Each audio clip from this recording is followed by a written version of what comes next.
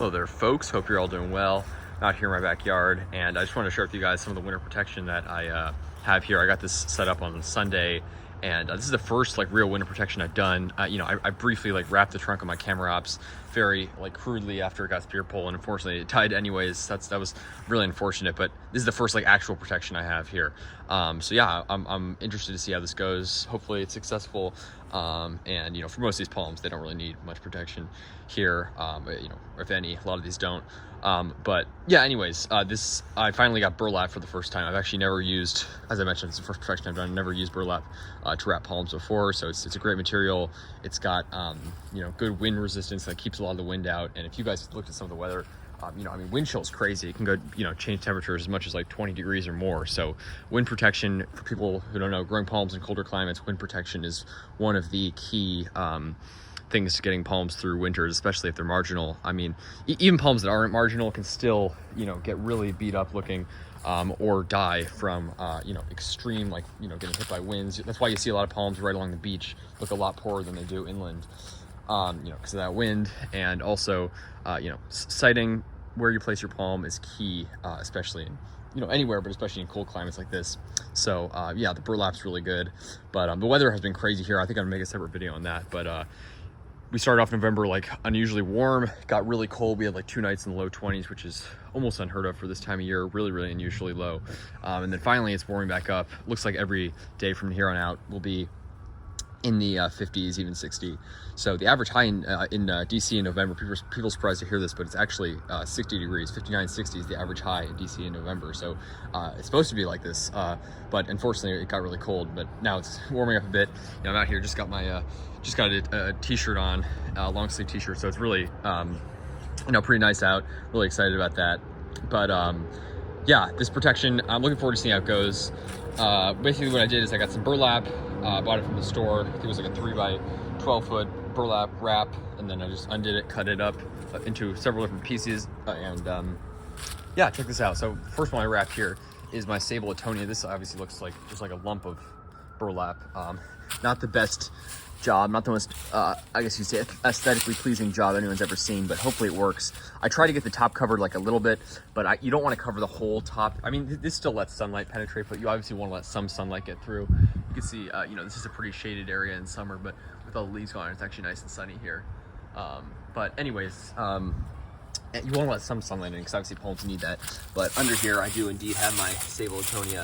It's a great palm, but these are, I mean, I've heard people say that they are hardy at least into zone 7B, but you know, given that this thing was planted only in fall, so it was planted really recently, I want to give this palm, you know, the best shot that it can get, but I also don't want to, you know, like insulate it and do some sort of crazy heat protection, which it definitely doesn't need.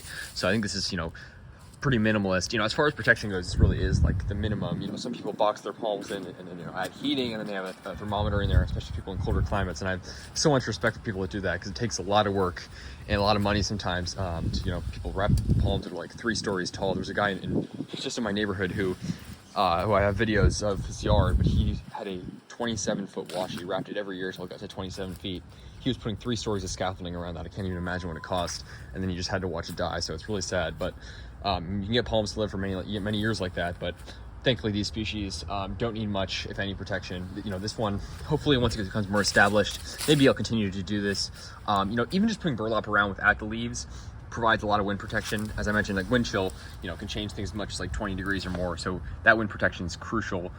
But also the leaves, you know, to provide some extra layer of insulation. You know, I bet it's quite a bit warmer in there than it is out here, you know, on those coldest days. So it really does help, even though it just looks like a sack of, you know, burlap and leaves, which is what it is, but it provides some nice insulation, believe it or not. And there's the spears down there under there. So I'm excited to see how it works.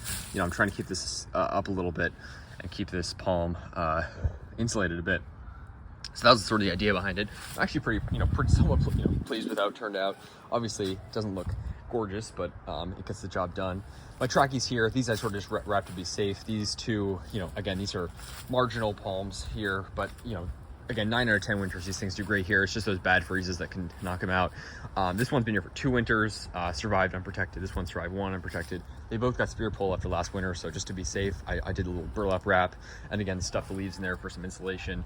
Yeah, this one, again, my Trachycarpus, which, you know, supposedly it's hardier, and it also survived completely unscathed last winter. This one I haven't wrapped. Obviously, I'm just gonna sort of, you know, play it by ear, and if we have any like unseasonably cold temperatures, I'm gonna say probably below 10 or 15 Fahrenheit, then I will probably do some wrapping around the trunk. I mean, this is really easy because the leaves actually don't really stick out very far, so I can really just fold these all up and wrap that. But you know, as of now, I'm not going to, because this thing again survived great last winter. But these two, yeah, basically just did the same thing, stuffed some leaves in there, and nice and insulated.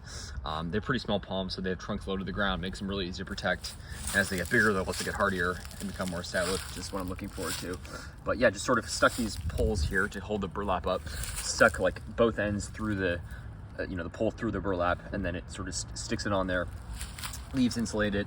The spears are down there, so that's great. These seedlings, they're on their own. Hopefully they'll do well. Those are Trachy's there, and got lots of Sabal seedlings back here. But yeah, and then the 2 others that I wrapped are, these are my little Sabal Brazoria seedlings. These ones, not only did I plant them only in fall, or sorry, the Sabal etonia and the Brazoria, I think I planted them technically, maybe it was in summer, but it was like end of summer, nearing fall, you know, when I went to Pungo Palms. So not only have they not had a great amount of time to get established, you know, they're pretty new, but also I planted them and then I dug them up and actually just like hosed down the roots and separated them because there were 2 palms growing in 1 clump. I could have left them like that, but it would have created, you know, growth problems probably, as well as the fact that I prefer to have 2 Sabal, you know, Sabal Brazoria as opposed to 1. It's sort of fighting for competitions, technically 2, but I want to separate them and fully have them as 2 separate plants. So thankfully they seem to have done well and at least taken in for now, rooted in. But basically what I did, I just took a tiny bit of cloth, what was remaining. I don't know how much insulation to provide, but hopefully some. I wrapped it around there and then stuffed leaves up here in the top. So you can see that, you know, you just got the spear of the center covered, which is, I guess, what really matters. Hopefully this really works. I'm hopeful that it'll do something. And again, these are also, you know, I would say there's not much data on them since they're obviously a rare Sabal species, but certainly hardier than palmetto, you know, probably a pretty hardy species here. But, you know, again, just because they haven't had much time to become established, wanted to do that. Did the same thing here. And thankfully, yeah, got some good leaves in there, some good insulation. So, and again, this sort of like general leaf cover helps protect a lot of these seedlings. These are my palmetto seedlings here. These are, again, not at all hardy palms here. Not that they're completely unhardy. They're, you know, very much marginal palms here, but hopefully as seedlings, they'll do better when protected here. Get some leaves on top of them probably. Yeah, I'm looking forward to seeing how that goes. And then also back here, I should really actually probably wrap this. I don't know what this is, one of my mystery seedlings, but you know, it does seem to sort of look like a date seedling, maybe Camarops. I originally thought Camarops, but it's possible I just ate a date and then threw it in the yard and it grew, who knows. But it's doing great so far, but obviously, I mean, it survived last winter, which is the craziest part. So maybe it'll survive another one, but it probably would be smart to protect this thing. But it grew a ton this season. It was like this big last spring. It grew a ton, it's crazy. So it makes you think maybe it is a date because they grow a lot faster than Camarops. That's for sure. So anyways, guys, sorry, I just want to share that with you. Yeah, hope you guys are having some nice weather where you are, because thankfully it's you know, still really nice here. It's warmed back up a bit, but yeah, this is my protection that I got going here, and looking forward to seeing how it goes. And of course, I'll keep you guys updated. Yeah, let me know how your guys' palms are doing, and other plants, how you protect them, because I know, you know, there's obviously so many different ways to protect palms. You know, from as basic as just siting it well, you know, putting it in like a protected corner or something away from the wind. You know, you can wrap them, you can heat them. There's so many different ways to get palms to survive in so many different climates, which is just makes, you know, part of the fun of it. Obviously, I don't love going through winter, but I love seeing the palms survive it. It's really like, I mean, it's a huge accomplishment for these amazing plants. Just so cool. So yeah, I just want to share that with you folks. And then the rest of these, of course, Sabal minor, needle palm, and this big Trachy. Again, I was trying to get some C9 Christmas lights on this. I don't think there's an outlet even close enough. Probably just gonna play it by ear and maybe do some sort of, you know, obviously if it's really dire, I can just cut off the fronds and sort of wrap it. But maybe I'll do some, you know, small wrapping if it gets really cold. But this thing should be good to go. I'm really excited to see how it does. So keep you guys updated. Like and subscribe for more videos. Folks, stay tuned. Take care.